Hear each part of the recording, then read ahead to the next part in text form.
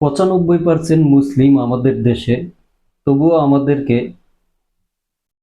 কোরআনের শাসনের জন্য আন্দোলন করতে হয়। এটা আমাদের জন্য লজ্জা ছাড়া আর কিছুই না। অথচ আমাদেরকে কোরআনের শাসনের জন্য আন্দোলন করা লাগে, অথচ আমাদের শাসক যারা আছে তারা মুসলিম। এটা কি কইরে হইতে পারে? আমাদের শাসক মুসলিম থাকাকালীন আমাদেরকে কোরআনের শাসনের জন্য আন্দোলন করা লাগে।